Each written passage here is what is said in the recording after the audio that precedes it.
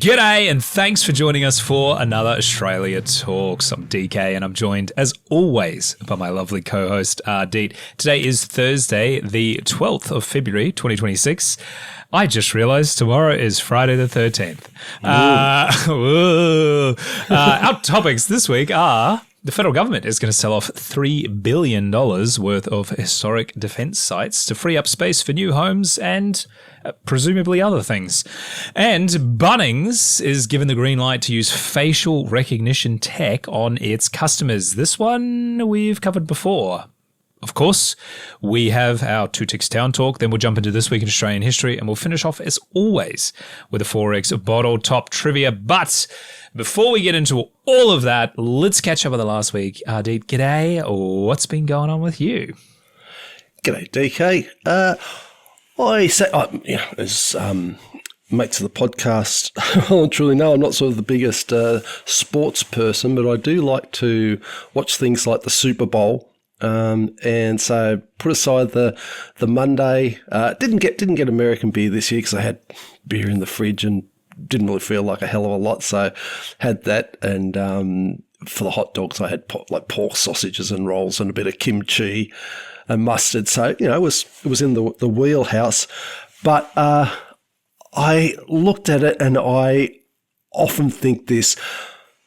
They do this. The Americans do things like the Super Bowl so freaking well. There's so much on the spectacle and the timing and the emotions that they just nail. And there was one bit, and I was watching it, and I actually just sort of I laughed because it was just so bang bang bang. They did the national anthem, and then as they were standing there and the smoke went off, and then just on perfect cue, the jets, the military jets, did their slow flyover, which must sound incredible being there. And it was just as it finished, the smoke and fireworks went up and they came over the stadium just at the perfect time. And then there was one following them. I don't know why there was a single one, but they sort of zoomed into the cockpit. You could see the two pilots there, and it was just the doom beat, and then it was just almost like it was, I'm guessing it was Hearst, but it looked really naturally.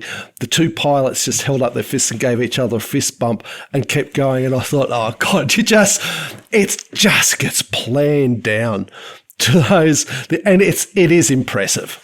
So that was fun to watch. And look, I don't have a team, but one of the mates of the podcast, g'day Professor, was excited about the Seattle Seahawks. So I thought, that sounds good, like the story there. So it was a good game as well. So yeah, I did enjoy the Super Bowl, but yeah, I like looking at that spectacle and timing. So that was good. And we today and yesterday got a little bit of rain, which we've haven't had much rain for a couple of weeks, so that was nice to actually get some water on the ground. So yeah, all up, not a bad week. What about you? I don't follow the Super Bowl at all, but I can admit that the Americans are very good with the production quality of to be fair, more than just a Super Bowl, but that really is well on display. They know how to put a show on, that is for sure. So for our American listeners, we know you're out there. It is, you do a fantastic job. Probably, I would say, if not the best in the world, certainly well up there for that sort of stuff. And the timing, it's impeccable. You make it look easy, and we know it's not. So well done to everyone. I did see snippets of it because it's pretty hard to not. But quite frankly, I just don't give a toss about American football. Yeah, sure. It's just not my preferred game, but that's okay. It is for other people. What have we been doing? It has been dry and very hot here. And I've literally just got an alert on my phone saying, you need to prepare because there is a huge storm. We've been on cyclone watch for over a week. but it is still just hanging off the coast. Very, very frustratingly. It doesn't look like it's going to turn into an actual cyclone. It is just a low pressure system that's been moving down the coast. It is going to bring a significant amount of rain, though, probably.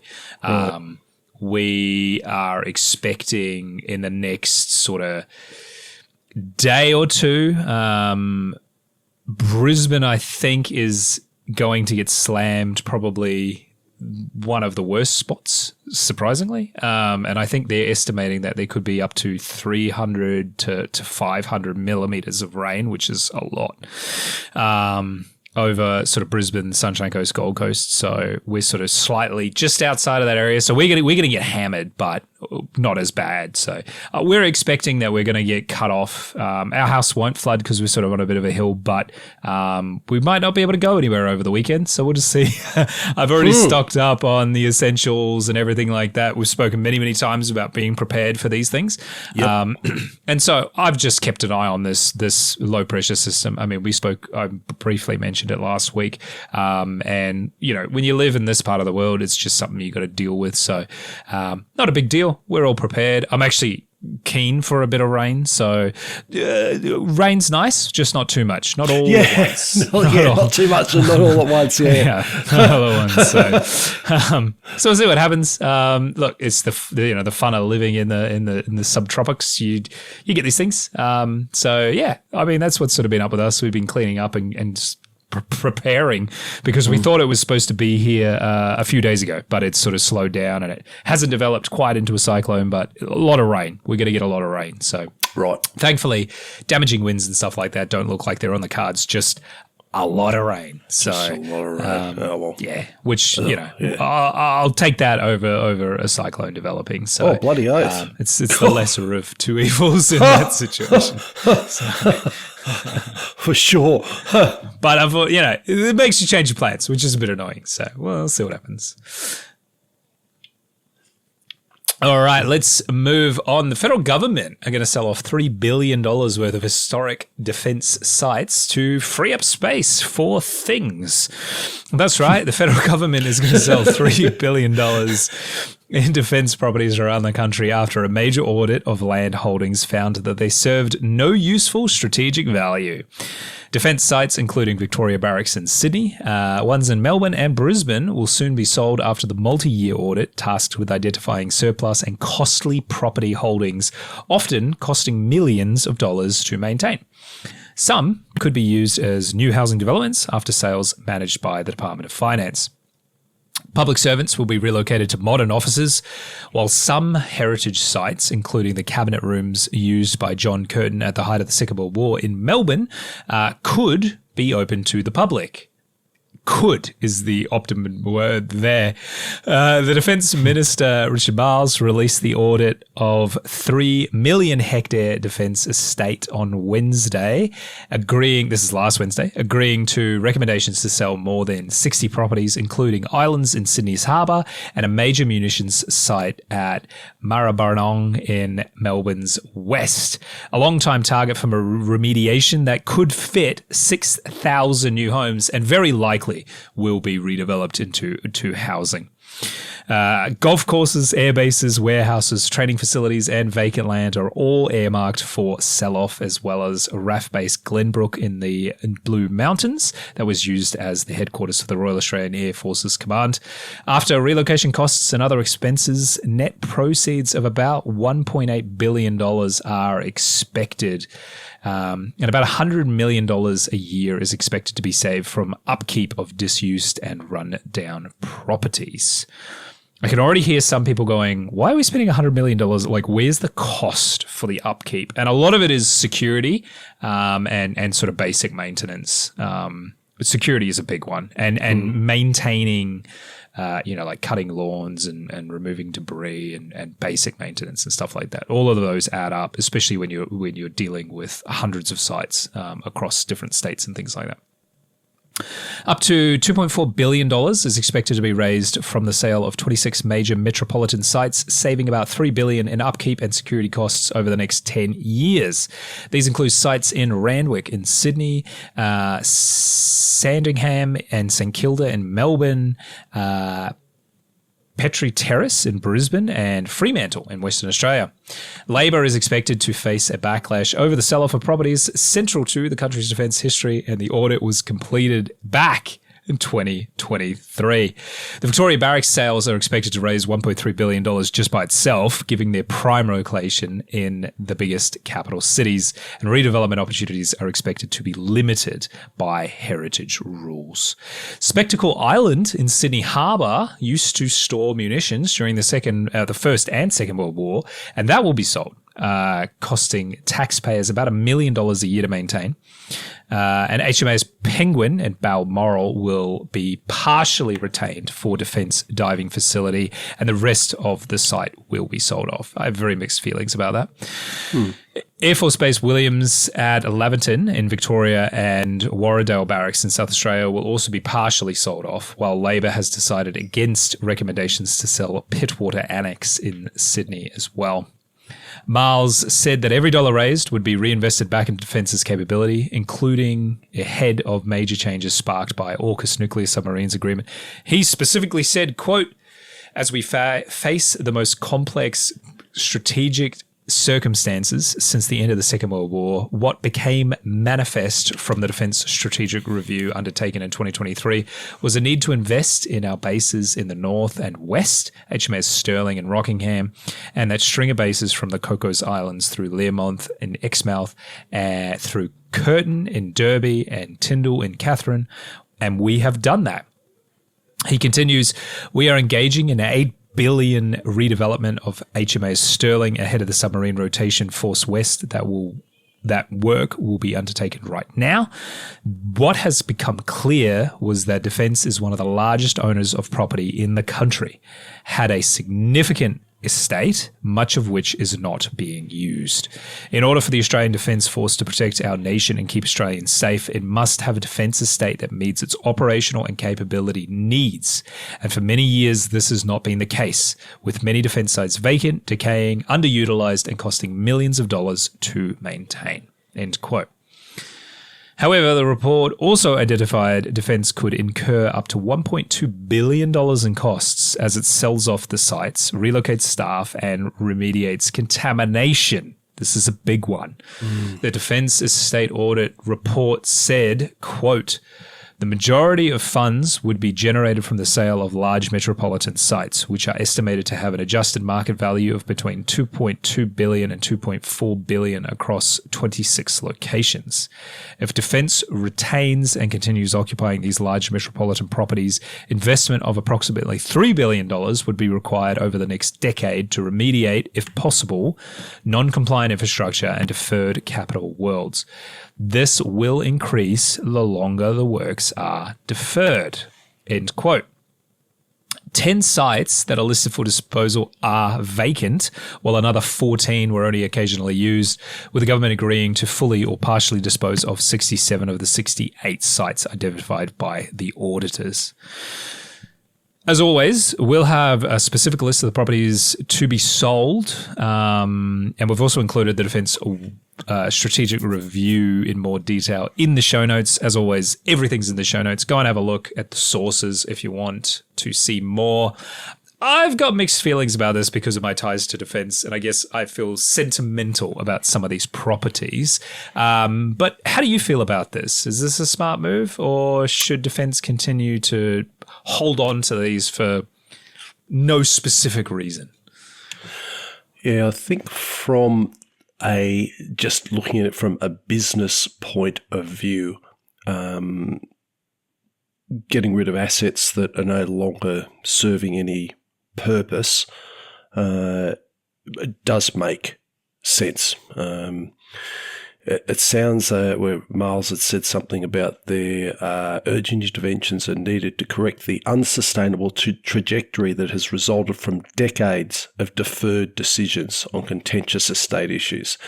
So I'd say there's probably a large part of that being, just the lack of political or chain of command in the Australian Defence Force.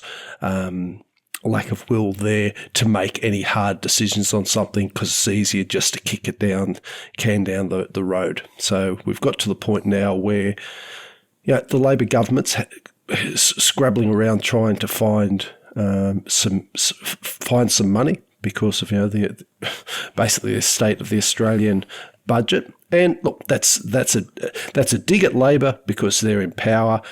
If they weren't in power, I'd be having probably the same dig at Liberal, because I think this has probably got to the point where there's too much juicy stuff there with headline figures and things that can be worked out to attract attention because it's defence land.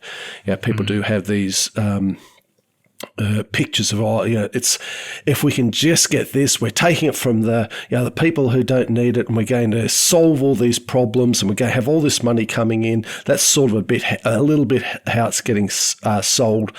Of course, it's not going to be anything like that. There'll be a little bit of money coming in, and again, we make that comment, a little bit of money, a couple of $1 billion. That's just a shirtload of money. But in terms of the overall size of the budget in Australia, it's a little bit of money coming in. We've got the costs that they were talking about, saying that there's an expectation that with the relocation and remediation, those costs could be $1.2 billion. Obviously, it's a government program. It's not going to be $1.2 billion. It's going to be 2.4 or 3.6. So it's probably going to cost them more than not a chance in hell they're going to come close to that estimate. It's just a sales number, so they can push this thing through, and then it'll be someone else's problem in a different section. So I don't think it's actually going to bring in the money that they're pretending it's going to bring in, which means that my original comment about if you're looking at it from a business point of view, it makes financial sense. That shoots that in the foot.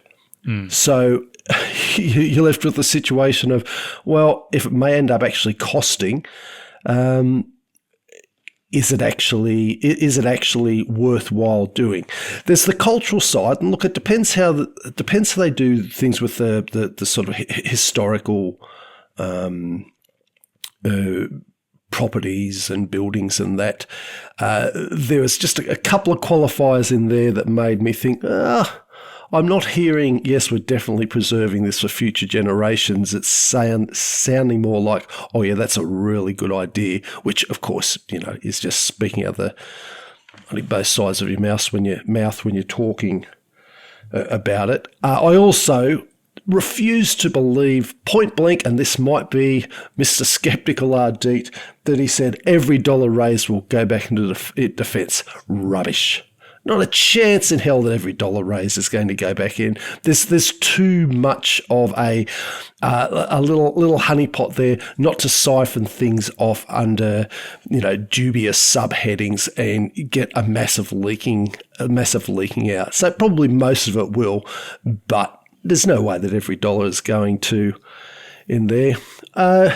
Look, in terms of property, I mean, there's already that qualification in there of saying, well, look, we've got this great opportunity here, but unfortunately there might be heritage rules that stops doing that. And you're thinking, you're the ones in charge. Change your rules.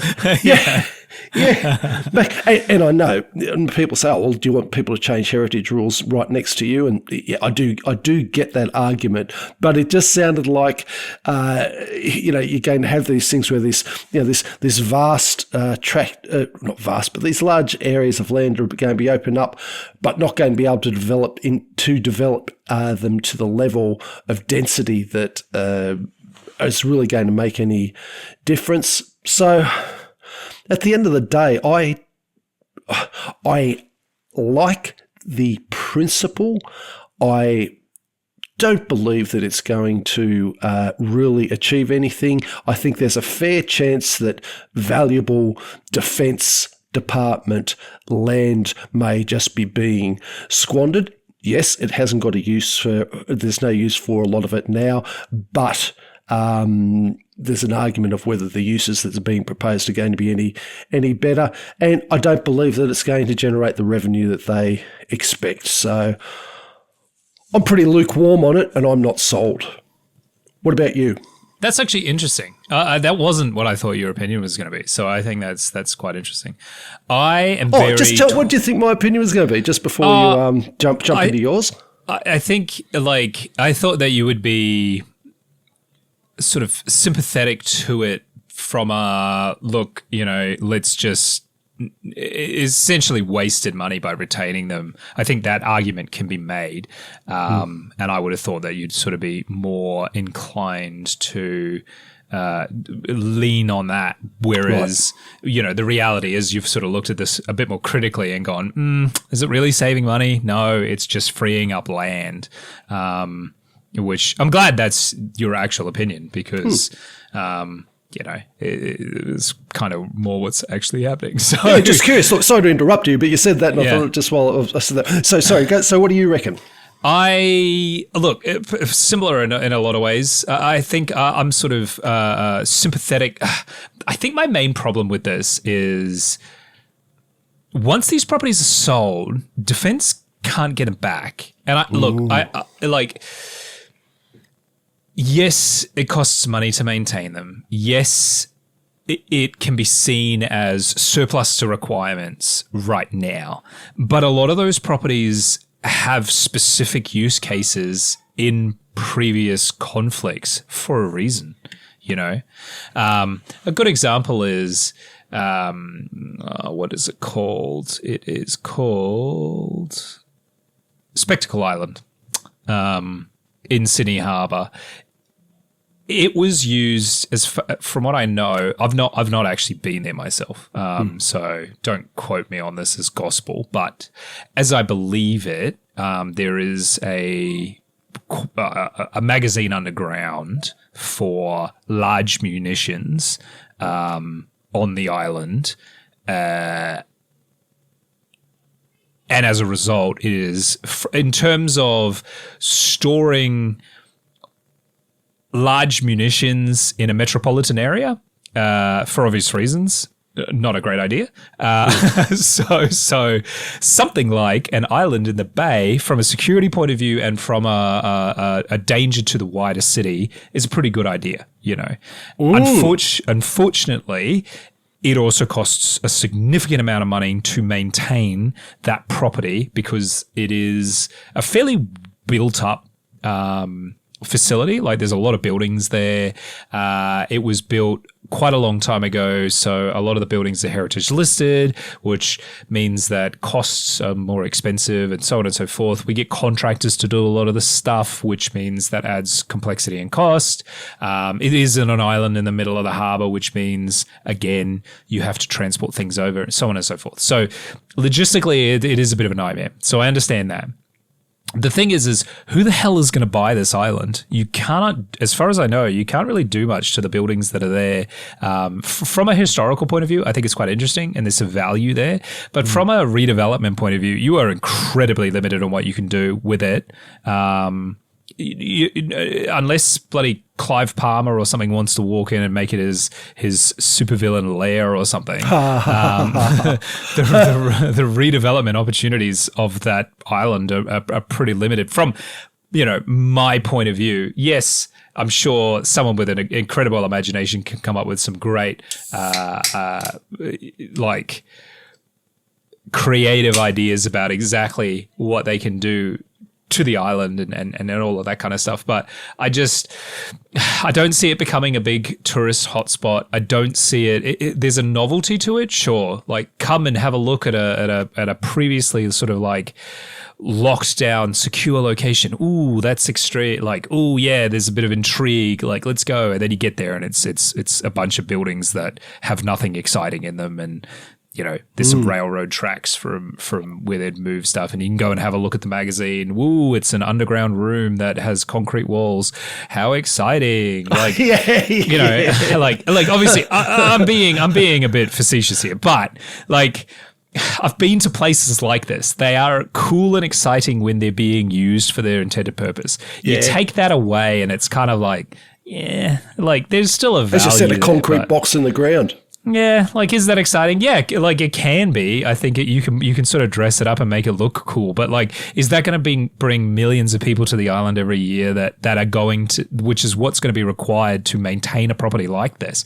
Probably not. And so whatever they do with it is essentially going to fail. Like, I can't see any major businesses unless you completely knock down every building and you redevelop it into a luxury bloody casino or something like that. But that's not going to happen. So for me, like, a big part of this just goes, this is a government getting rid of properties that it sees as a liability. These are costing money to maintain, and they don't want to spend the money to maintain them anymore. I think Defence Minister Richard Marles is correct in right now the priority is not maintaining metropolitan properties because our defence strategy has sort of changed. Things, war today is a lot more long range than it was in the past. If we had a major conflict today, Sydney Harbour wouldn't be invaded by warships, which was the fear of the past. You know, we don't have big guns on its Sydney heads because we don't need to. It's pointless. That's not going to act as a deterrent. We need to have ships off the coast, protecting, hundreds of kilometers in every direction. That is the reality of the defense strategy today. And as a result, these properties are sort of surplus to requirement, which is fine. The thing that I look at it and go, I've spent a lot of time on a lot of defense properties. A lot of them are full of asbestos.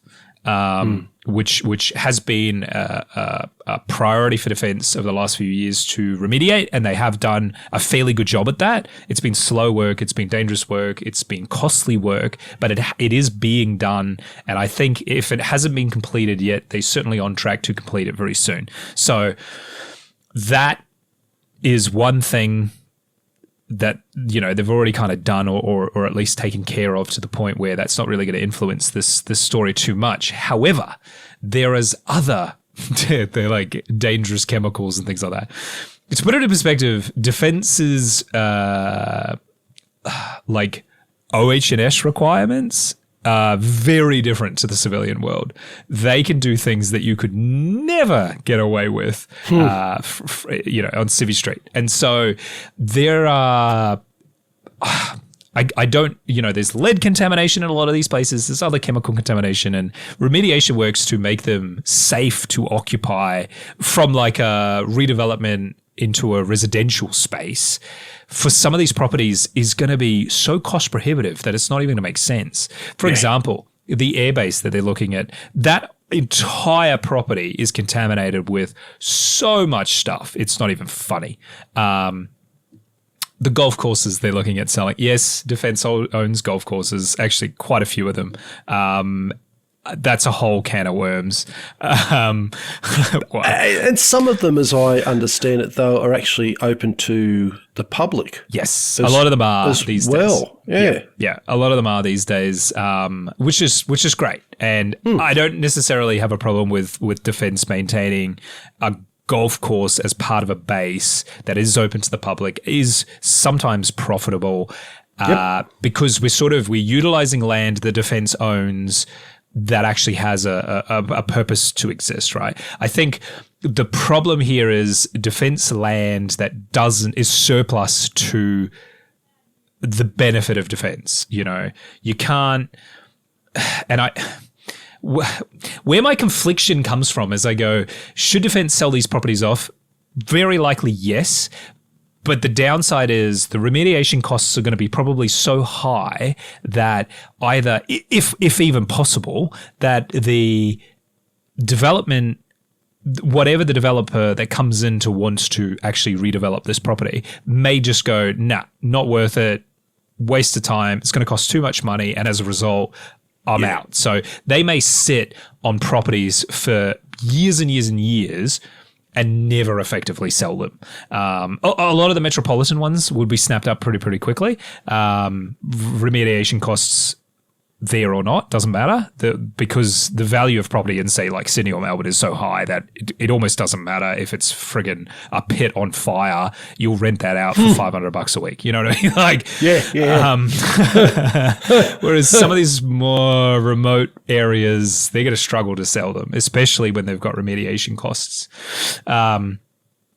And the other thing is once they sell them, there's no way Defence can buy these back at the same price as just the cost of maintaining them. No. And I think that's where I kind of go, is it really worth selling off? Probably not, because if we need another facility in the future, you're going to spend more friggin' money than it would be to reopen a base. And I say that because they've done this before. This has happened before where they've gone, this property was surplus to requirements. They've gone to sell it off, and then they've actually gone, actually, we're changing. We've got a new defence white paper, and we're reopening and reestablishing a base. It happens all the freaking time, which is so frustrating because it does happen. We know this. We see this. And as a result, I think it is, look, I'm sure that these people have gone through, and I haven't actually fully read the Defence Estate Audit Report because it's you want dry read. If you need something to fall asleep to, get one of these reports because they are so boring. So I will admit I haven't read the whole thing, but Defence does own a stupid amount of land in every state and territory, and yes, these ones are absolutely surplus to requirement. They are keeping a lot. So at the end of the day, it's not the end of the world because they've still got so much to go with. But I do kind of think there's a big part of me that goes, is this short-sighted? Should we maintain some of these properties? And just, like you said, $2 billion, even if that is what they get with it. And I think that's being generous, right? If they do get that, it's just going to be gobbled up into the budget of something, whether or not that goes to Defence or not. Like you said, it may not even go to Defence. It'll just be gobbled up by the budget. The Defence budget's $60 billion a year. Spending $100 million on maintaining surplus properties is literally a drop in the bucket for the Defence budget. So yes, would that money be better spent elsewhere? Of course. But like, if we're selling them off and then in 3 years' time we have to buy back some land, or even worse, there is no land, and now we're pouring billions of tons of concrete into to expand, say, HMAS Cuttable in Sydney Harbour. We're reclaiming land because now we don't have enough space or something like that. That's going to cost even more money. So I just kind of go, is this really the right decision to make here, or should we just hold on to what we have because it's probably actually a smarter play? I don't know. Maybe, because there's that old saying: before you tear down a fence, understand why it was put up in the first place. So there's some of those things that you talked about. You said you can see why. Okay, we don't need the munitions for large guns, so we've got that there. But you can then say, but do we need somewhere in the middle of a populated area where we can store something explosive and dangerous reasonably safely, even if we don't know what that is right now? And who knows what it might be, but a future weapon, the power supply for a laser defense force, for a defense dome for Sydney. They might say, well, look, it's getting powered by a nuclear reactor, a couple of the types they use on subs. It's got to be in the city, but we can't afford to have it in a populated area. Oh, I know what we've got. We've got a little island there.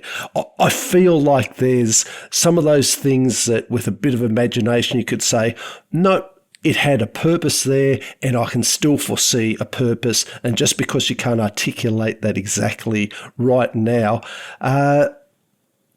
isn't any reason to rush into getting rid of it, particularly when, as you said, there's been past form on making the wrong decision. So you're exactly right, and the Spectacle Island thing is also there's a lot of defence, particularly naval, history with that property, and I do kind of feel like it's.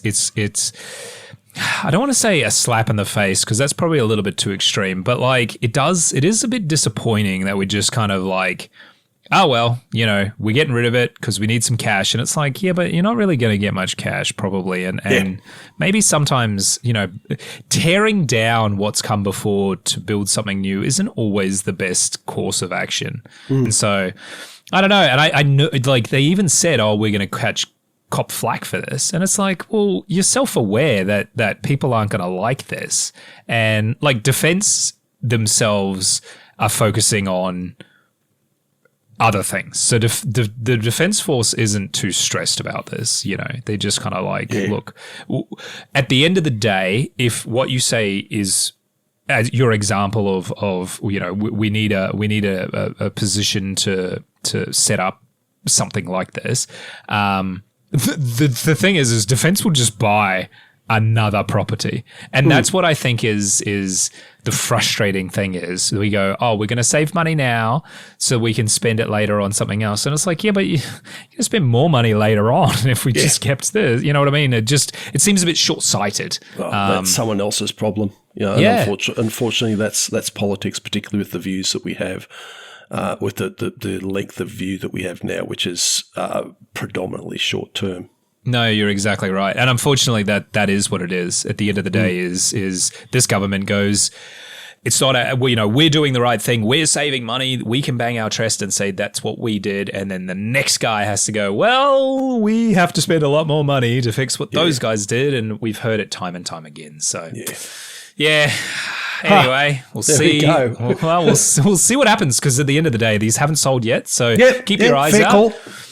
Keep your eyes out. We'll see how this. We may come back to this especially if things don't go to plan, as I'm sure they won't. So, we'll come back to this. I'd love to see what some of the plans are going to be for the redevelopment of some of these sites, particularly Spectacle Island. I have a bit of a soft spot in my heart for that place. So, yeah, look, we'll see what happens, and as we always say, watch this space.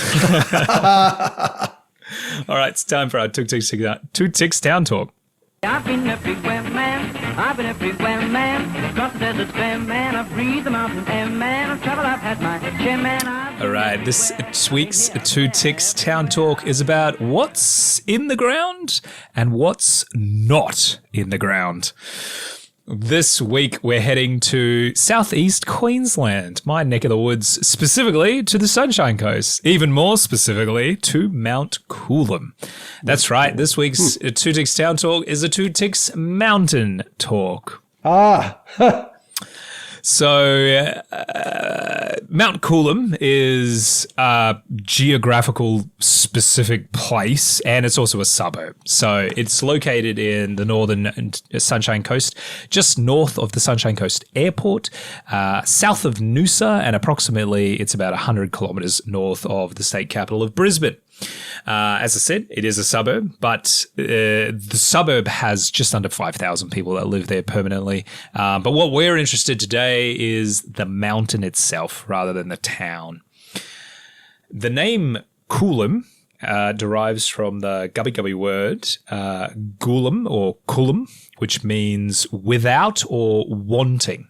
Probably referring to the Aboriginal legend of the mountain's head being knocked off in a fight with Nindari, with the head becoming Majimba Island, which is an island just off the coast to the southeast. And you'll remember the Gubbi people from my recent episode on on Rainbow Beach, also located in the Sunshine Coast. It's about 75 kilometres north of Mount Coolum. So they had a reasonably big range for an Aboriginal sort of nation in this area, which is pretty cool. So what makes this mountain interesting, I hear you say? Great question, I say back to you. So bear with me as I attempt to explain some interesting geology to you. Roughly 26 million years ago, what is now Mount Coolum was created. It is a laccolith, which is basically where magma flows between layers of subsurface rock. So if you can imagine, if we slice the earth in half, you've got magma sort of bubbling up through a channel into like a larger reservoir underground between layers of rock. And that kind of makes like a dome-shaped bulge. Think like injecting jam or like cream or something into a bun, like a donut. And if that jam became solid, and then you took the bun away, the shape that you'd be left is sort of like a dome, flattened on the bottom and a dome shape in the middle. That's not a bad description.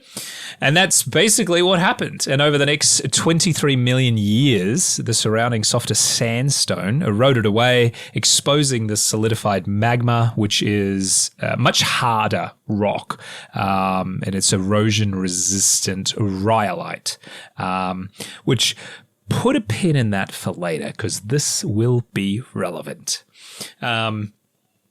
What's quite cool is this process often causes large hexagonal cooling columns that are prominent in the rock around the margin of the dome. And these can clearly be seen on a summit walk that passes over what appears to be large rock steps, but are actually a natural part of the formation. As the columns cool, they are nearly horizontal, and some have low outward sort of dips. And over time, several incised gullies have formed imperial waterfalls on the summit. So if you do go up during rainy periods, you can see these gullies become an active waterfall. I wouldn't recommend climbing the mountain during the rain because it is quite slippery. But if you are in the area when it's pouring with rain, you will see the waterfalls off the mountain, which is pretty cool as well. Huh. So today, actually, those hexagonal cooling columns are quite common in other parts of the world. The Giant's Causeway in Scotland, the Devil's Tower in, I want to say, Utah. Now that I say that, my American listeners are probably going, "What? It's not." Let me double check. Where is the Devil's Tower? Wyoming. I was very wrong. I apologize. Formed in a similar way. So you get those really cool hexagonal columns, which don't feel like they are natural, but they are, which is really cool. Today, the Mount Coolum rises 208 meters above the Sunshine Coast and is completely covered in trees and wildlife. And it is really the only prominently large hill in the immediate area, which has brought a lot of focus on it in the past and even today. It currently receives about 200,000 visitors a year to it, which is pretty cool. And yes, you can climb it. There is a 1.6 kilometer long track that climbs Mount Coolum from the east, starting at the car park at Tanner Street West. And the lower part of the track is well formed and quite gentle, but it very quickly becomes quite steep. And some of the track isn't the greatest because you are now starting to walk on those large hexagonal cooling columns, and as a result, they appear to be stairs, but they're naturally formed, which is pretty cool. It can be a bit tricky, and it is very rough, and especially can be dangerous and slippery when wet. So we would recommend don't go there on a good day, which in this part of the world is most of the year. Be careful if it does start raining, and particularly if you're up there and you have to come back down. The whole walk it doesn't take a particularly long time. It's about a 30-40 minute walk. There are lots of stairs, though, obviously. And wow, I'm just looking. I just did it because you've said that a couple of times about the stairs. They actually look as though someone has deliberately made them. Yes, which is really, really cool. Yeah. This natural formation does look like blocks. And in other parts of the world, they have people have speculated that ancient civilizations have created walls or stairs or things like that. But no, it is literally a natural formation. Wow. Planet Earth has done it itself. Some of those rocks on that climb have been positioned so that obviously it is easier. Sure, but But yes, a lot of them are natural forming, which is really, really cool. There's no wheelchair access, unfortunately, at this time. I know I shouldn't have to say that, but just so you know, if you are mobility impaired or you're with an older person or something like that, this probably isn't the walking track for you. It's not what I would call a strenuous climb, but it is just something you need to be aware of. So, what's so bloody interesting about this thing, I dare you say? Post-war, Australia was at a time of great enthusiasm and hope for the future. And Australians all over the country were once again rushing to find valuable rocks, though this time it wasn't gold, silver, or even coal. The new wonder element everyone was looking for was uranium. And the federal government offered up to £25,000 tax-free to significant deposits of uranium that were easily mined. That's the equivalent of $1.9 million today. So we had a bit of a uranium rush.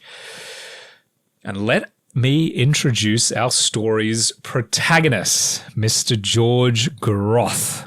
By trade, Groth was a station master in Nambour, one of the neighbouring towns, and he was a bit of an amateur geologist.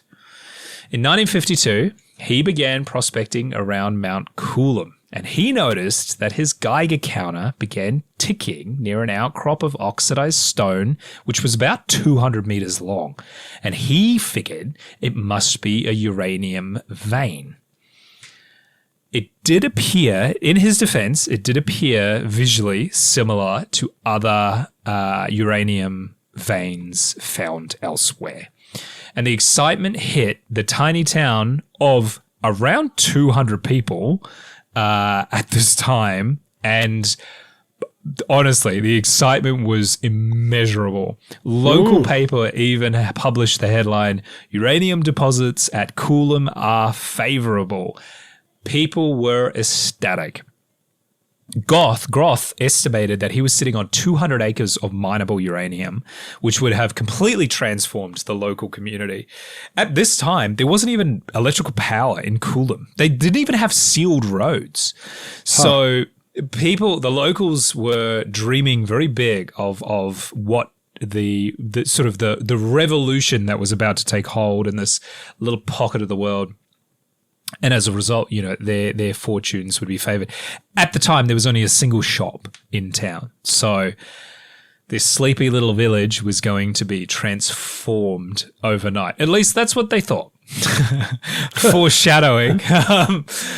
The government sent 2 government scientists to assess the situation, and they quickly assessed that the samples need to be sent to Melbourne for analysis. But we're pretty certain that this was not a uranium ore vein or anything like that.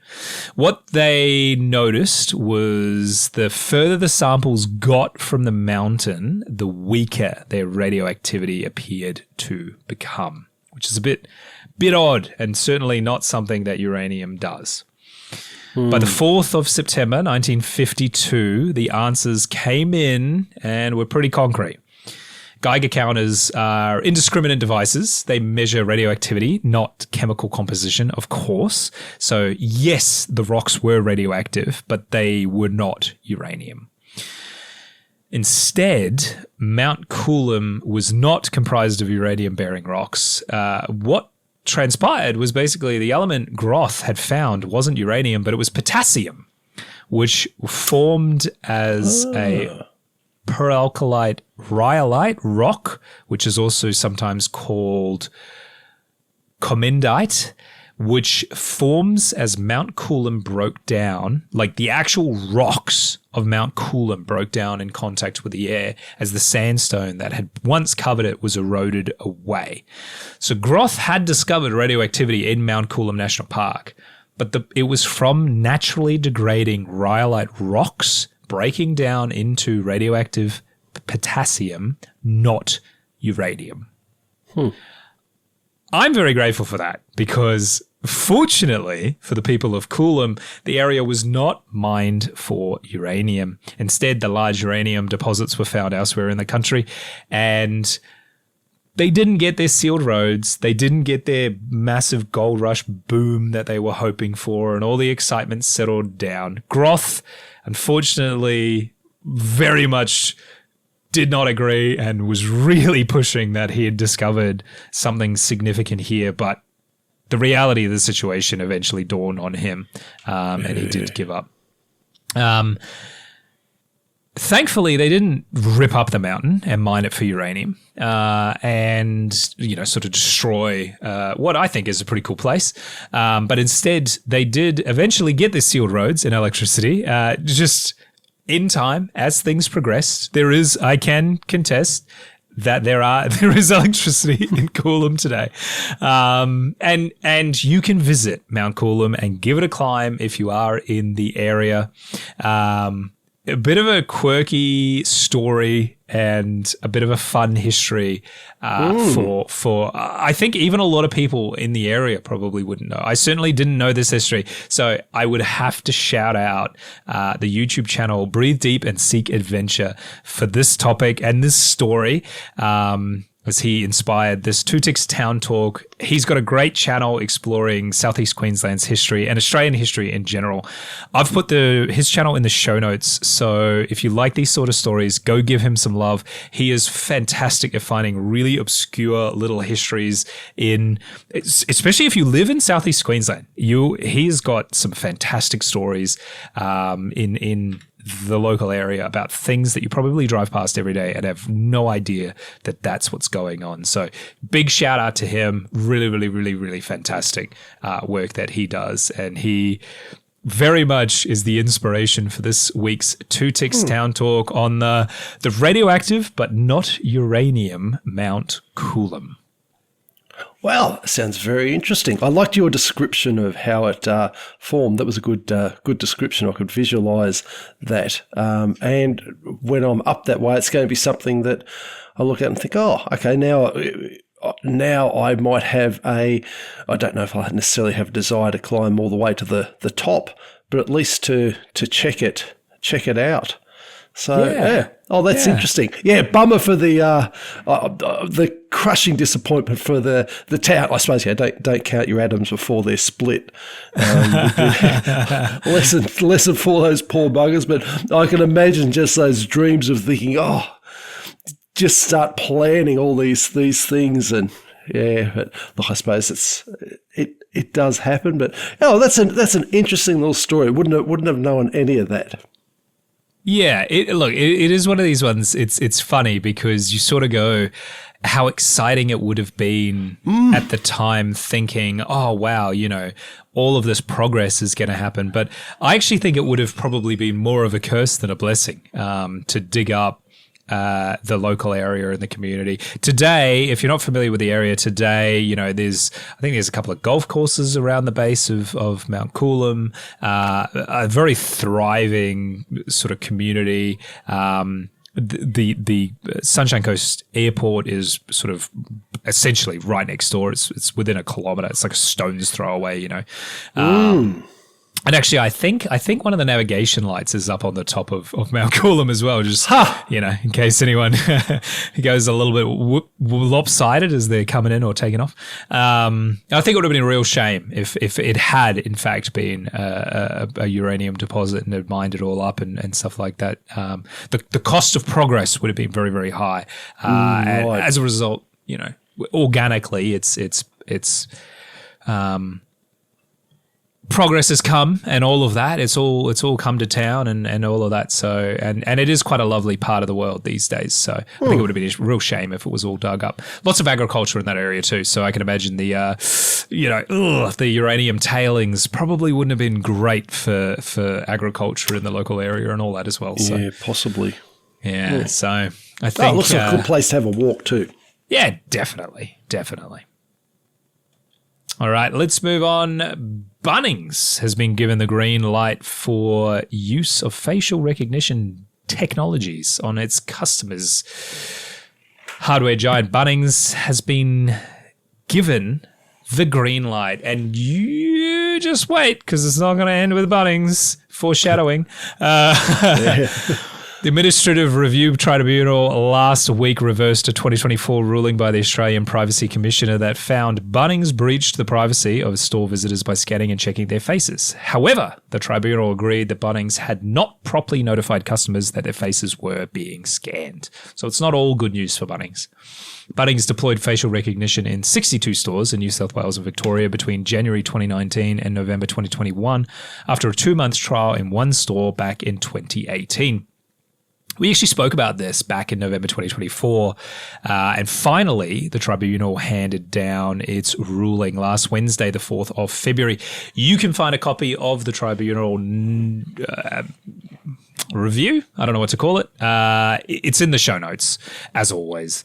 So let's quick recap. What was the deal with the Bunnings case? Between January 2019 and November 2021, Bunnings conducted a trial of facial recognition technology across 62 stores in Victoria and New South Wales, following an initial 2-month pilot in November 2018. The technology was integrated into in-store security cameras and captured the facial images of all individuals entering the premises. These images were then analysed to generate a searchable database of facial identifiers. Hundreds of thousands of people who entered the stores in this time had their faces scanned and checked against facial images of hundreds of people who had been banned from Bunnings stores. If there was no match, the image was deleted. Or at least they said there was. Yeah. In November 2024, the Privacy Commissioner ruled that Bunnings breached the privacy of likely hundreds of thousands of Australians through its use of facial recognition technology. Their 5 key points in the finding were: 1, customers did not consent to the collection of their facial information. 2, customers did not know their biometrics were being collected due to signage that was unclear and sometimes missing. 3, Bunnings lacked relevant staff training on the use of facial recognition technology. And 4, Bunnings lacked clear policy describing how they manage collected personal information. And finally, number 5, the use of the technology was more than the minimum reasonably required to mitigate organised retail crime and threatening situations. Overall, the use of facial recognition technology on thousands of people to prevail retail crime was declared to be unproportionate. However, the Commissioner acknowledged the technology's potential to reduce violence and theft. In its review, the Privacy Commissioner's determination, the Administrative Review Tribunal supported all of the Privacy Commissioner's findings except one. The one related to consent. The tribunal set aside the Privacy Commissioner's findings that Bunnings violated one of the privacy principles by collecting facial information from customers without consent, arguing that Bunnings' actions fall under an exception to the requirement for consent. What exception, I hear you say? Great question. I'll tell you right now. Australia's Privacy Act protects personal sensitive information, including facial information. It states that such information can be collected only with the consent of an individual. However, there is a list of exemptions provided in Section 16A. The exception the tribunal considers applies to Bunnings is, quote, the entity reasonably believes that the collection, use, or disclosure is necessary to lessen or prevent a serious threat to the life, health, or safety of any individual or to public health or safety, end quote. Pretty broadly worded there, but I think it's specific enough that you could argue in favour of Bunnings in this situation. We've also got the list of exemptions, if you want to read those, also in the show notes. The tribunal collected personal testimonies from Bunnings' workers, and it found that the workers reasonably believed that the technology is necessary to combat retail crime and protect staff and customers from violence, abuse, intimidation within their stores. These sometimes involved weapons and acts of physical violence or aggression, death threats, or other threats of violence. some of the testimonials that were recorded, I'm not gonna go into details here because it's pretty ghastly, but some of them were pretty full on. I wouldn't have thought Bunnings was such a violent place, but apparently it can be. This decision basically has consequences well beyond Bunnings, and it may be crucial to the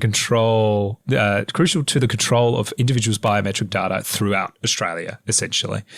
If the decision was not appealed to federal court, we may see a future in which retailers and other organizations can use biometric technologies on members of the public without their express consent. All they need to do to justify their actions is a risk management narrative based on personal statements. And Bunnings' case risks eroding the basic structure of privacy law.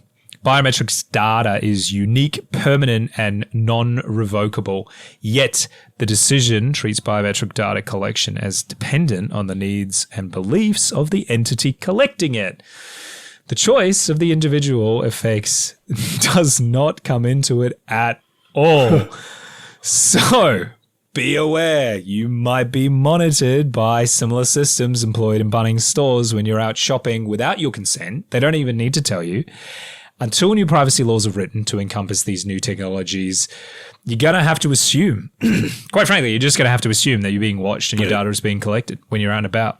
And it's not limited to facial scans. They can collect other biometric data if they feel that that is what's required. At this point, this ruling basically puts the emphasis on the requirement in the hands of the retailers and other organizations, of course. Let's not limit it to retailers, as opposed to in the hands of the individuals and things like that. So this one is, Ardeet, I know you're you've got some strong thoughts about this. I'll be shocked if you're in favor of this. So what are your thoughts? Well, look, my original concerns about just the uninformed invasion of privacy haven't changed. That you can have something where there's no consent, that there's unclear signage, and that there's, worst of all, and this is this is a bugbear of mine, no transparency. If there was a lot more openness about it, you're sort of thinking, okay, fine, I do or don't have to do that. But it's just the sneakiness of this that gets me. And it's what got me back there. And look, I suppose I can see some argument for staff protection. I'm like you, I didn't really, and maybe my local Bunnings is a bit different, but I didn't really think, to me, Bunnings is not the place that I think, oh yeah, that's where I'd go and cause trouble. But obviously it is the case in a few places. I think that the element of this that sort of takes it to another level is the facial recognition, the artificial intelligence adjacent or exact technology. There seems to become a societal acceptance of cameras being everywhere, which obviously for someone who values privacy, and that's making me a bit of a dinosaur nowadays. I don't like. So I can understand people saying, well, look, what's the difference between someone sitting in front of a camera or someone sitting in a room with a whole lot of cameras and responding to an alert from an artificial facial recognition thing? I can't argue against that a hell of a lot. Still rankles me. I can get their reasoning a little bit more.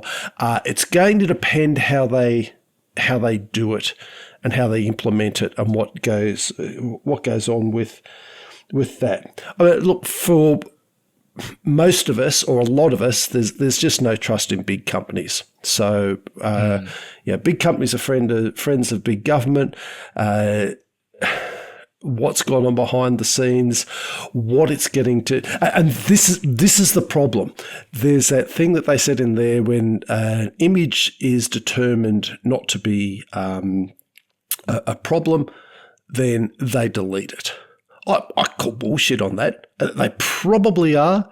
I can imagine someone who knows about it saying, no, we definitely do that. But that trust has been broken so many times by some of the larger institutions, larger companies, larger governments. I think, I'm not going to buy that.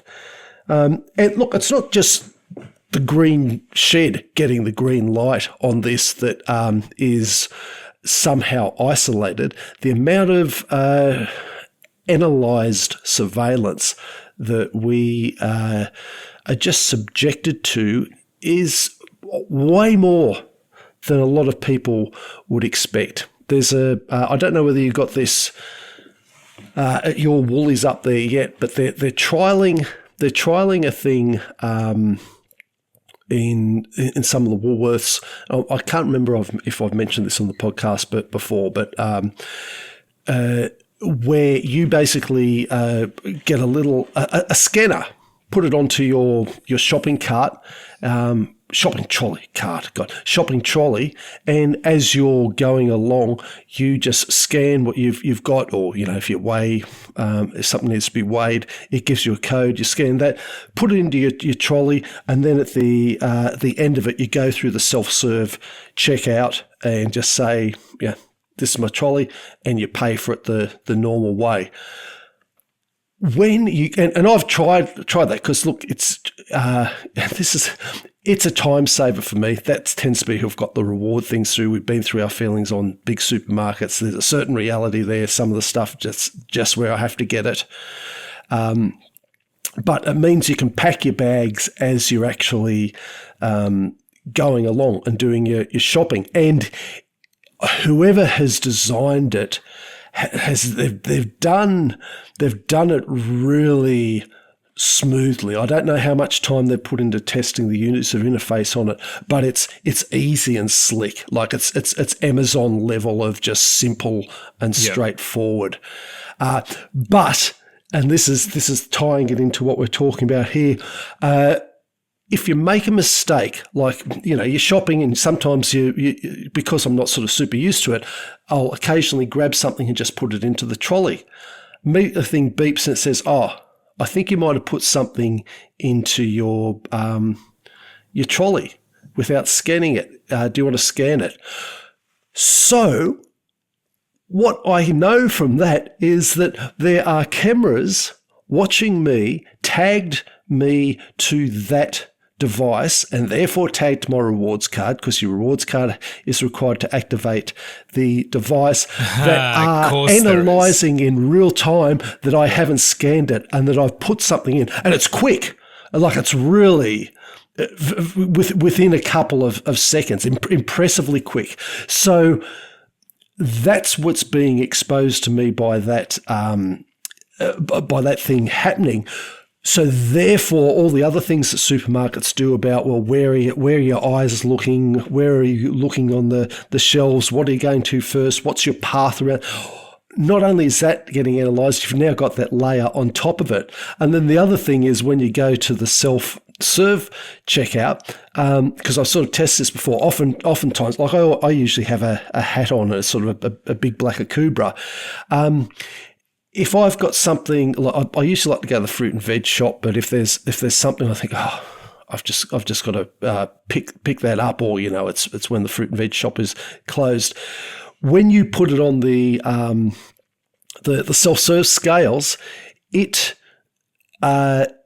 and you put, look, I'm choosing something else, it knows what it is. And I've tested it when I deliberately lean over and block the overhead cameras.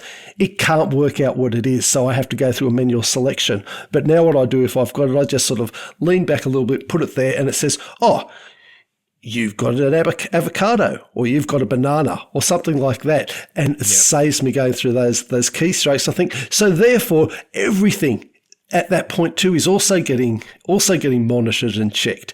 And that's something that there's no big deal made about that.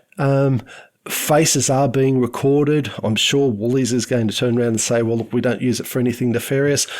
But I just don't believe it. I just don't have that level of trust. And if they are, great, good on them. I'll apologise. But this to me is just another erosion of privacy. It is a slippery slope. I know that can be a logical fallacy and blah blah blah, all the things, but it's a good description in its common use. It is a slippery slope. I get that there's the security and crime prevention aspects, and their savings that are passed on. Well, not passed on, but they're when they go passed up. on to the shareholders. Yeah, yeah, exactly. But at the end of the day, I remain a bit cynical, and I don't see the transparency there, and I don't believe that we're being told the truth, and I feel a little bit sort of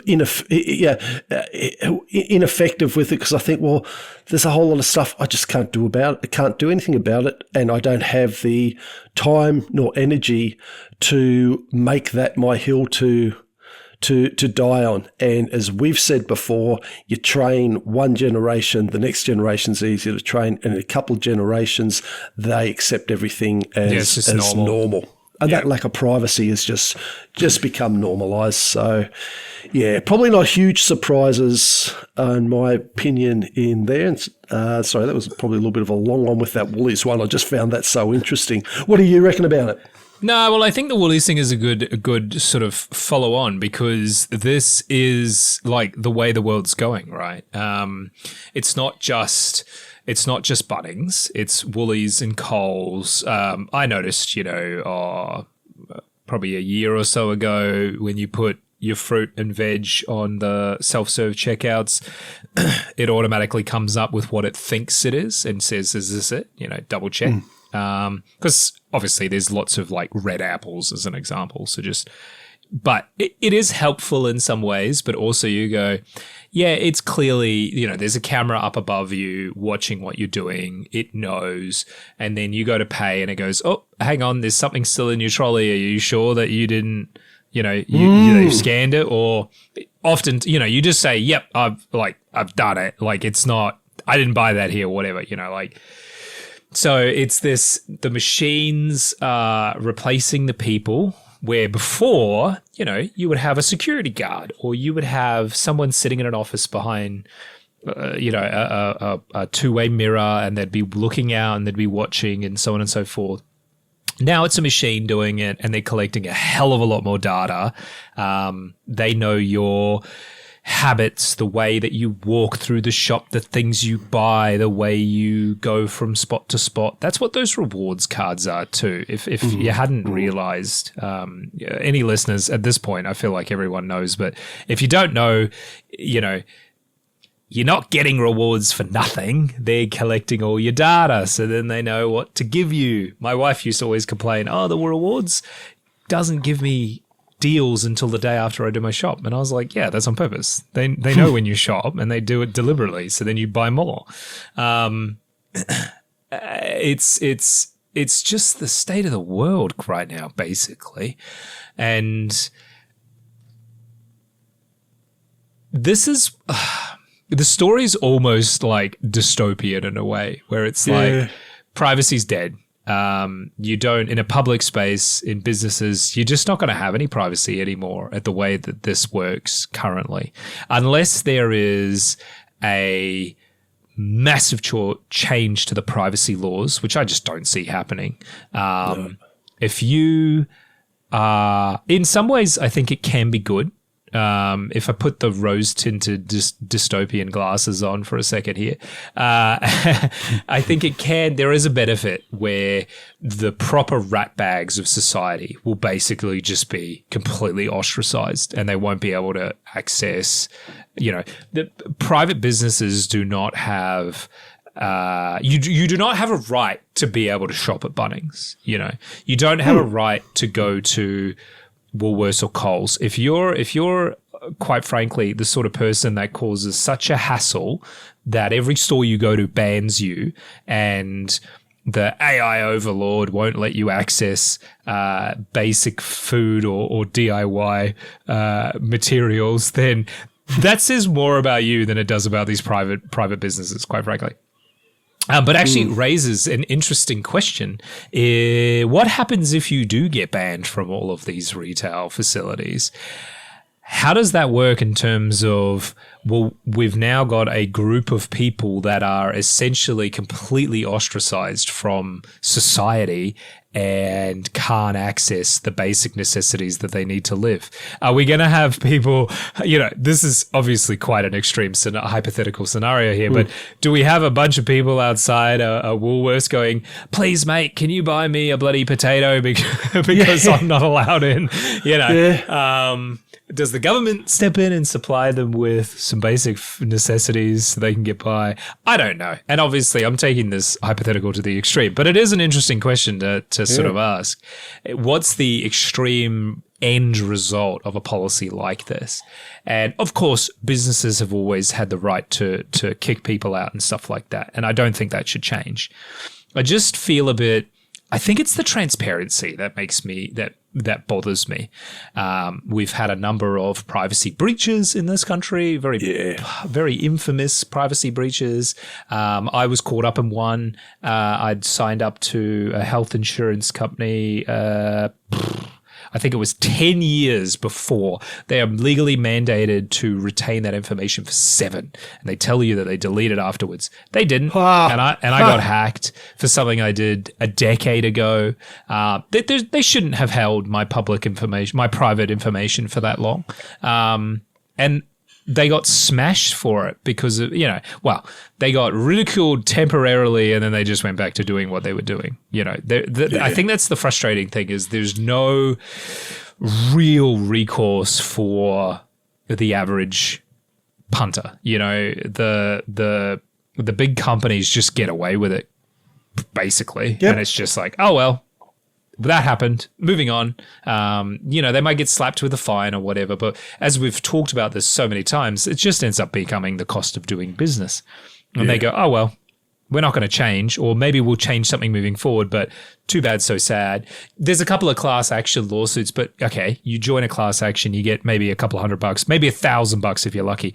Woohoo! Is that going to really benefit you long term? Nah. Not really, but now your personal information's been stolen by hackers or whatever, It is quite frustrating to just be, like you said, at the mercy of the powers that be. The average person just, what do? You can't fight much. There are some people that will go, oh, well, I wear a bloody special hat that dazzles cameras or something like that. Yeah, cool. Until the security guard walks over and goes, dude, you can't wear that in here, or if you're not going to take it off, you have to leave. Like, it is quite frustrating because there just becomes a point where you go, this is just the system. You can't really fight against it. All the cameras, they sort of have a little bit of enforcement about that, but the analysis is sort of, well, we don't really care that, because we can analyze you by your gait or analyze you by something else. It keeps it's an arms race that we're not particularly equipped to battle against as humans. As an individual, there's basically nothing you can do, quite basically. I don't know, that's a bit doomerism to say, but individually, I don't think there's much that you could really do. Small things, sure, but broadly speaking, if you touch anything, they could immediately get your biometric data from that. I think retail environments are changing in a way that I don't think most people like them. And unfortunately, as my extreme hypothetical scenario suggested from before, there isn't really an alternative. You can't just go back to another shop because there just aren't any anymore. All those little individually run businesses just kind of don't exist anymore for the most part. And, the mum and dad grocer, there's just not many of them around anymore. This could be a bit of a renaissance for small businesses, but I don't see that happening. I think most people will just comply and go, oh, well, every time I go to Bunnings, I get facial scan and I better be on my best behavior and so on and so forth.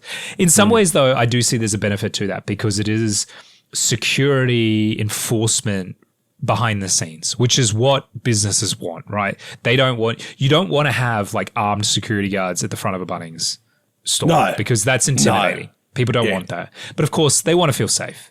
And I think there's probably a lot of people that actually think this is a good thing. And they'll go, oh, well, I don't really care if Bunnings scans my face when I walk in every time because I haven't done anything wrong and that's fine. It doesn't bother me, right? They're curtailing crime and aggressive behavior and so on and so forth. So there's a benefit there, sure. But at the same time, it's like, okay, and now Bunnings are tracking you or... Where does it end, you know? Would you like it if you had a Bunnings employee that held your hand when you walked around the shop? Probably not. Probably not. But this is kind of what they're doing digitally, you know? Well, certainly, not so much Bunnings, but Woolies are. They track everything, man. Ooh, they know. Oh, bloody oath. And it's been like that for always. That's why the flowers are at the front. That's why the bakery is at the front. You walk in, you go, smells good. Now I'm hungry. I'm going to buy more food. You know, they know. They developed insane psychology behind supermarkets. I mean, that's if you want to, if you don't have anything on this weekend and you think I'd like to go down a rabbit hole that I haven't heard of before, if you don't know anything about the psychology of supermarkets, it'll blow you away. It's very, very interesting. It's really interesting. And you will, if you don't know and you look into it, which I'd encourage you, if you haven't heard about this, go and actually look into it because it is really interesting. And you'll realize that you are genuinely being manipulated when you start pointing things out. You go, oh, yeah. Oh, I do like that. Oh, that's nice. Yeah. For example, I don't like shopping at Woolworths because my local Woolworths, the Woolworths colours are grey and green. And I don't like how dark, because the shelves are grey and so the stores appear to be darker than they actually are. And I don't like that. My brain goes, oh, it's dark and dingy in here. I don't like it. I prefer to shop at Coles. Coles' colours are red and white. And their ceiling height is higher. So Coles are very bright and airy. And I know I prefer that. I'm still buying the same crap, but I prefer to shop at Coles over Woolies, and that's primarily the reason. And I know that about myself. And so, you know, I can go to either. I'm not that fucking friggin' autistic that no, I can't go to Woolies. But like, but that psychology has worked on me, and I know that. And so, yeah. I would encourage you, if you don't know what we're talking about, go and have a look at it. It's a massive rabbit hole, and it is quite interesting. But yeah, look, I don't know. This whole thing is really interesting, a little bit dystopian, a little bit upsetting. But I think the big takeaway from this story is that the Privacy Commissioner's rules were upheld for one. For one of them didn't, and it was about consent. And probably that's the most important one. Yep. To be quite honest, which was very frustrating. That's the big one that we didn't want. The other ones, that's just like store policy type stuff. That's easy for them to fix. But yeah, the big one was the consent, and that's the one that the important one, we're throwing that one out. So watch this space. This will be rolled out to a Bunnings near you. Sure, and you probably won't be told, but I would look for the signs when you walk in. There's a number of signs in most retail shops about their terms and conditions. And once you've walked through that door, they all kick in. And one of them is probably in very small fine print is you consent to biometric data being collected when you step inside the store. Yeah. So if you want to know if your stores do it, that's the thing to look out for. Yeah. All right. Let's move on. It's time for This Week in Australian History. This week in Australian history, we're covering 6th to the 12th of February. February 6th, 1788, the first female convicts arrive at Port Jackson. Oh, can you imagine how happy they would have been? Well, not the female convicts, but everybody else. I know what you mean. There's a whole, it can be taken a number of ways, but that was the reality. At the end of the day, we are humans. Yep. 1851 Black Thursday, as bushfires range from Mount Gambier to Melbourne. 1938, Black Sunday at Bondi Beach, Sydney, where there were... Oh, actually, I'll ask you this. There was 3 freak waves that dragged a whole lot of swimmers out to sea. How many swimmers do you reckon were dragged out at Bondi Beach in 1938? I think I remember this from last year. I think it was a couple of hundred from memory. It was a lot. It was 300. Way more Yeah, 300. you remember. Holy crap. Yeah. So all but they had 80 lifesavers. Don't know how they got so many people lifesavers in there. So all but 5 people were saved, which was a massive. Yeah. Yeah, how did they have 80? Well, they probably put the call out, but what year was this? Sorry, 1938. Yeah, 1938. So there was some aiding by bystanders, but yeah, wow. Yeah, that's a lot, I suppose. Well, yeah. I'm not sure how the call went out. 1984, a bomb blast wrecks the home of High Court Judge Richard Gee in the Sydney suburb of Belrose.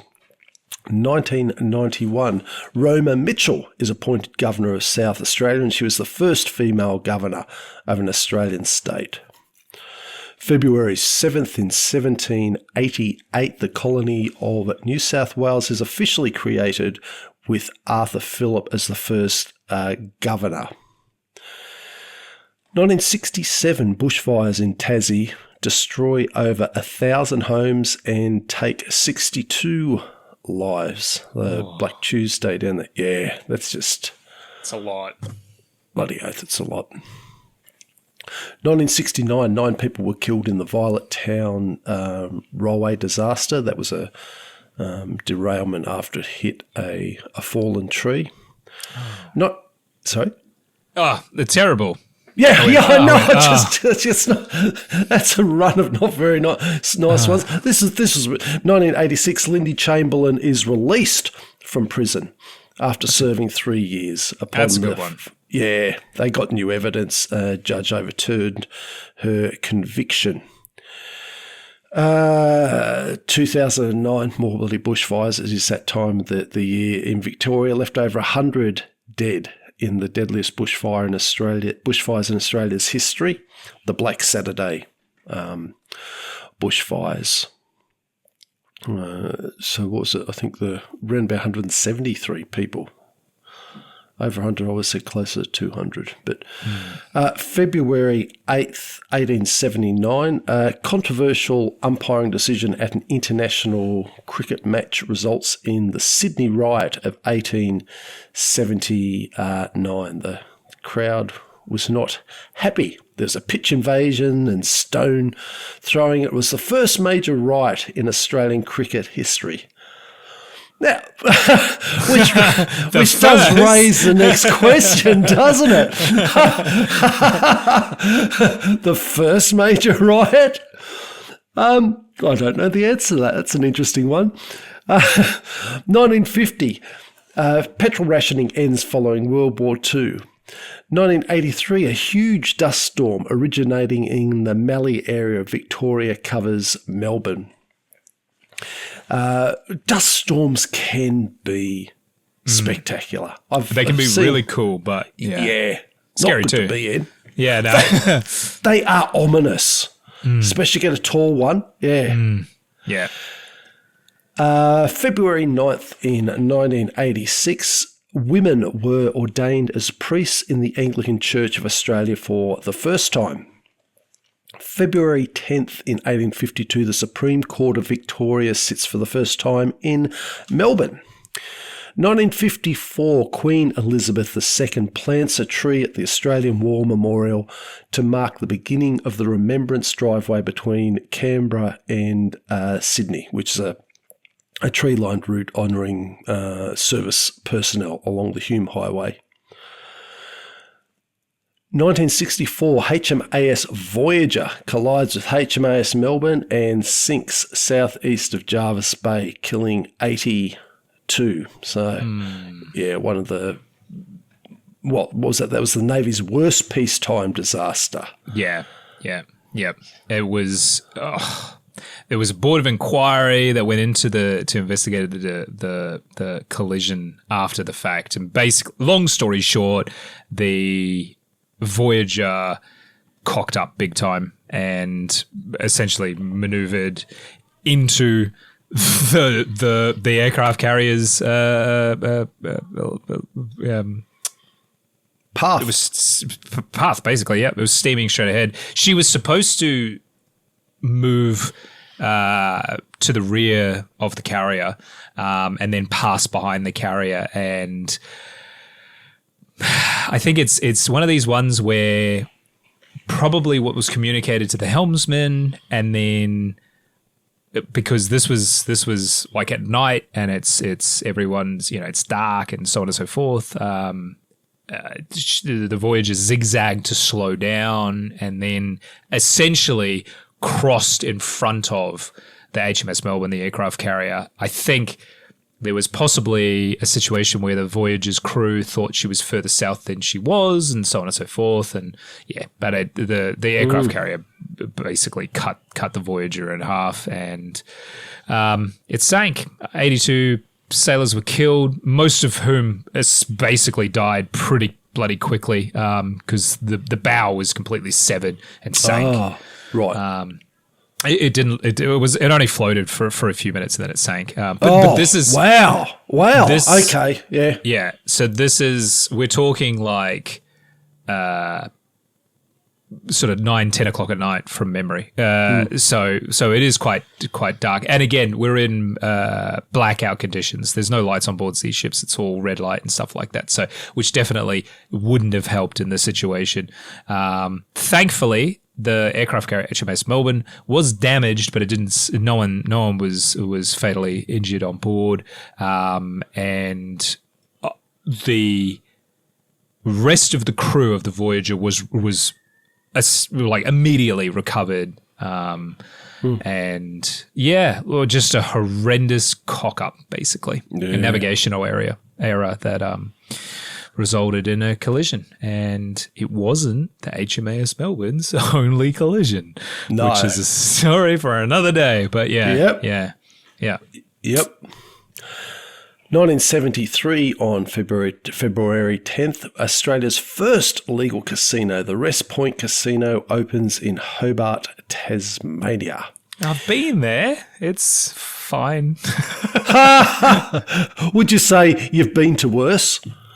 Yeah, I went to a casino in Germany that was so really you went bad. to a casino in where? I was laughing. Where did you say you went to one? It was in Germany. We got told we're going to this casino. It's not. Right. I don't even know if it was a legal casino. It was very bad, and I was like, ugh. But yeah, look, yeah, it's fine. But I wouldn't rush back there. I'm not a big casino person though. So. Nah, it's not my style. February 11th, 1851, Tasmania plays Victoria in the first intercolonial cricket match. Victoria won by 3 wickets. 1986, Joan Child became the first woman to hold the post of Speaker of the Australian House of Representatives. February 12th, 1851, Edward Hargraves finds gold near Bathurst, starting the first of many Australian gold rushes. And finally, 1990, Carmen Lawrence becomes Premier of Western Australia and Australia's first female Premier after the resignation of Peter Dowding. And I'm pretty confident that Carmen and her team blew the froth off a few that night.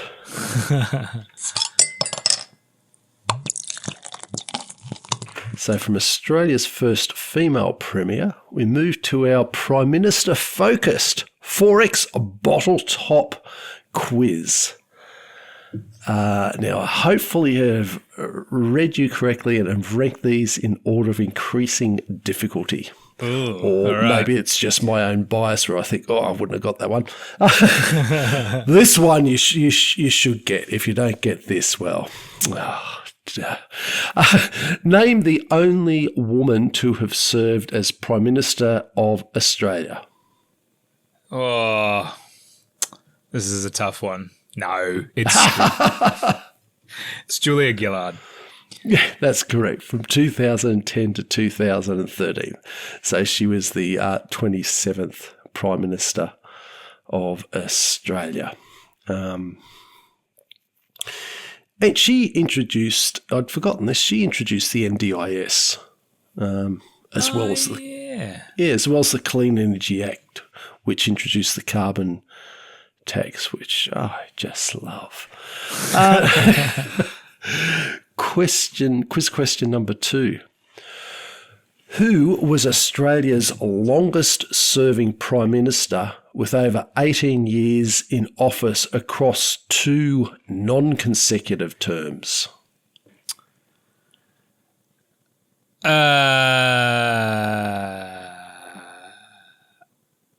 It's Robert Menzies, is it not?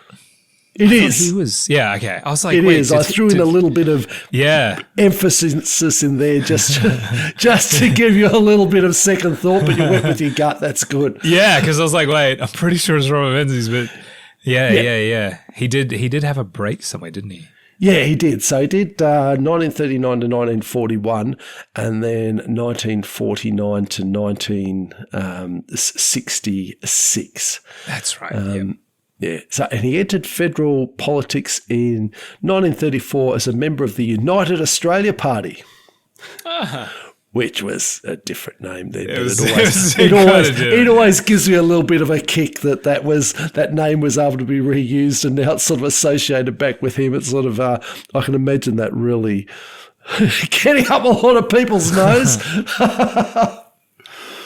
And finally, now this one I'll be mightily impressed if you guess. Which Prime Minister served the shortest time in office? In fact, I'm not going to tell you. Served the shortest time in office, so I'll get you to guess the amount of time after being sworn in following the death of his predecessor. So what was his name and how long did he serve? This is the guy that took over after Harold Holt went missing, isn't it? No. I don't know. No? Oh. No. Because there was a guy, I swear, the guy that took over, I can't remember his name, but he was only in it for a few days, but I guess that's like an acting Prime Minister. Because we've had a Which couple still counts as Prime Minister. Yeah. Well, it counts as this. It counts exactly the same way for this this person. It's just, you're not, it's a different person. Not him. So, because he was. Whoever he was. I can't remember his name, but I know it wasn't long. It was only a couple of weeks. So if it's less than that, that's pretty incredible. Don't know. I don't know. It must be before. It must be before World War II. It was in July 1945 after John Curtin's death. No idea. So none. So you were right in that less than a fortnight. So it was 8 days, and the bloke was Frank Ford. Ford with an E. Forde. So, gotta say, it doesn't say, he's not familiar to me at all. John Curtin and then Ben Chifley took over, but Frank Ford, no. How long was his reign? 8 days. So, it's, Yes, that's when you said it was less than 2 weeks, you're on there. So just 8 days. So apparently he was very dedicated. He served as with Curtin and served with Chifley. Did his stuff. And he until Gough, he was the oldest lived Prime Minister. He died at the age of 92. So I didn't write down how old Gough Whitlam was, but Whitlam apparently beat him on that. Yeah, but there you go, Frank Ford. So that's I suppose a little trivia can watch. Oh yes, my favourite PM was Frank Ford. Wait, who? What? Yeah. Oh, wow. What did you say? 8 days. 8 days. That's incredible. A week and a bit. Mate, Yeah. what a claim to fame, though, right? To be like, look, were you Prime Minister for a week? No. Shut up and sit down. Yeah. Yeah, exactly. But sorry, did you say he was... So he was obviously like Deputy Prime Minister... Here where are we? Through that period. Deputy Prime Minister. Yep. So he was Deputy PM under John Curtin. When Curtin carked it, he was sworn in. And then when Chifley took over, he did some service under him as Deputy PM. So, held key ministerial roles, including Minister for the Army, Minister for Defence, and he led Australia's delegation to the United Nations Conference in San Francisco in 1945. Oh, wow. Okay. So, he, deserves it. Exactly. Yeah. Exactly. He gets the title. So, yeah.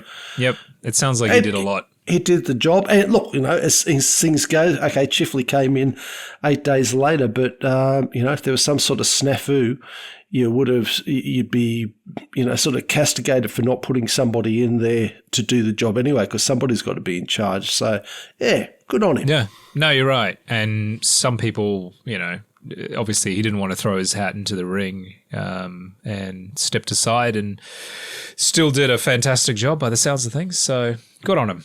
Yeah. All right. Well done, because that was I was never going to get that. Now I'll have to remember his name. That's a great trivia question. So thank you so much for joining us for another Australia Talks. If you have any feedback or suggestions for topics, please get in touch with us on our email at australiatalks@proton.me. Even if you just want to say hi, send us an email. Yeah. We'd be grateful if you could subscribe and give us an honest review, as this helps us out immensely. But the best thing you can do to support the show is share it with a friend that you think might enjoy it. Otherwise, join us next week for another episode of Australia Talks. Thanks for listening. And don't forget, tell your mum I love her. Thank you, DK. I think I might put up an expression of interest for Spectacle Island.